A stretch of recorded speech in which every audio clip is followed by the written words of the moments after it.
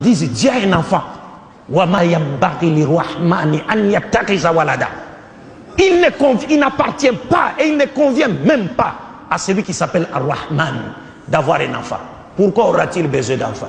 Est-ce que Dieu mourra-t-il un jour pour qu'il ait besoin d'avoir un enfant qui va l'hériter? Est-ce que Dieu tombera-t-il un jour malade pour qu'il ait besoin d'avoir un enfant qui veillera sur lui à l'hôpital? Est-ce que Dieu deviendra-t-il un jour aveugle pour qu'il ait besoin d'avoir un enfant qui le saisira par la main pour l'amener à la mosquée?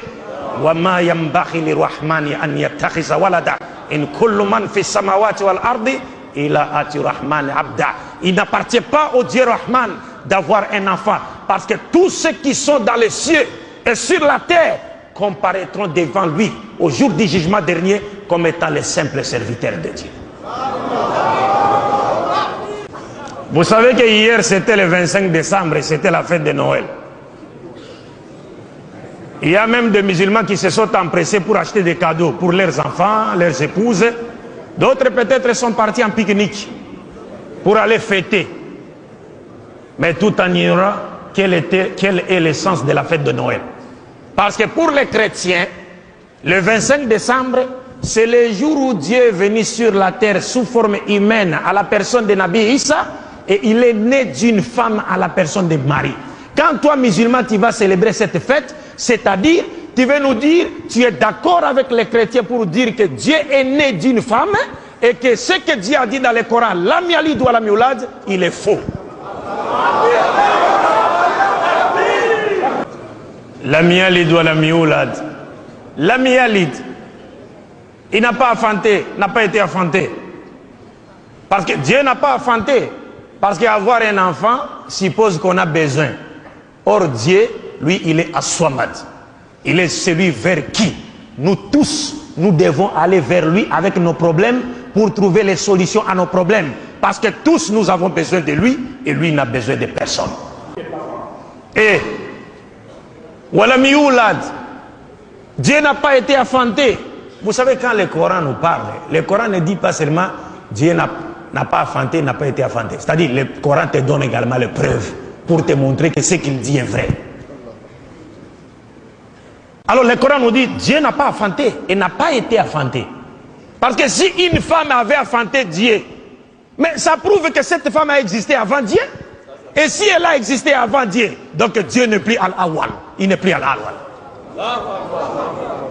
Alors mes chers frères et sœurs, nous vous disons simplement que nous, vos frères en islam, avec le groupe Al-Badrou de la République démocratique du Congo et avec le groupe L'Appel à l'Islam de la République du Congo,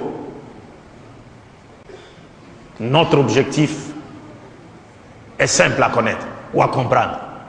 Notre souci est d'assurer, lorsque nous faisons notre dawa, c'est pour donner aux musulmans l'assurance, pour faire de sorte que les musulmans aient l'assurance d'être dans la vérité.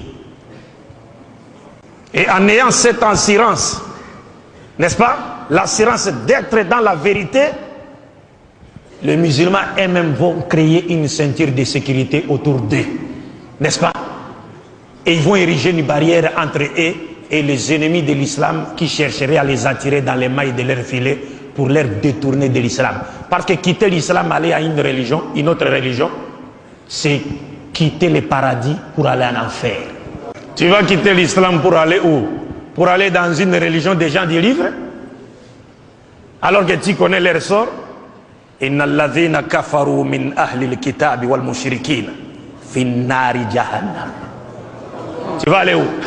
C'est-à-dire, le Coran nous dit clairement, ceux qui ont mécru parmi les gens du livre et les mouchriquines iront tout droit en enfer.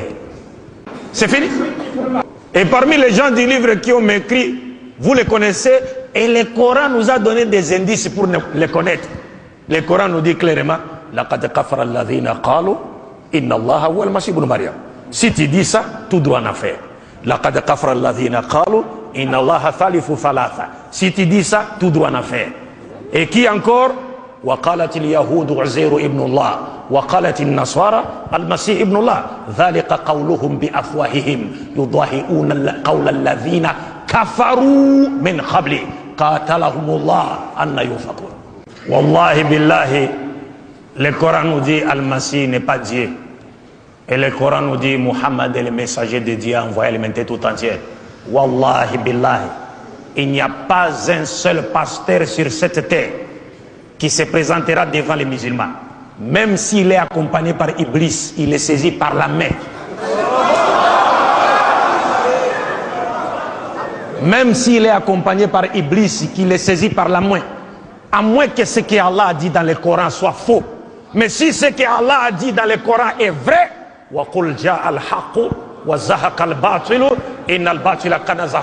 ce pasteur va tomber.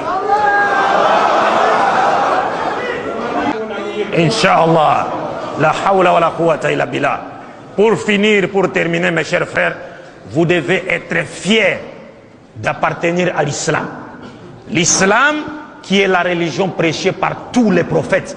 Parce qu'il n'y a jamais eu plusieurs religions provenant de Dieu. Nous sommes en train de jouer le jeu de l'ennemi. Lorsque nous disons telle religion vient de Dieu. Non! Il n'y a qu'une religion qui est venue de Dieu, c'est l'islam. Et ça, c'est Muhammad sallallahu alayhi wa sallam qui le dit. Nahnu, il dit, Nahnu ma'ashar al-anbiya, abna'ulat, dinuna wahid. Nous, l'ensemble des messagers de Dieu, nous sommes comme les enfants d'un même père, mais de mères différentes. Notre religion est une. Mes chers frères, il n'y a jamais eu plusieurs religions provenant de Dieu. Et sur la terre, il n'existe que deux religions. Imma shakiran wa imma kafura. La religion de Dieu et la religion de Satan, c'est fini. Wa sallallahu ala sayyidina Muhammad wa ala ali wa ala jami' anbiya wal mursalin. Assalamu alaikum wa rahmatullahi wa barakatuh.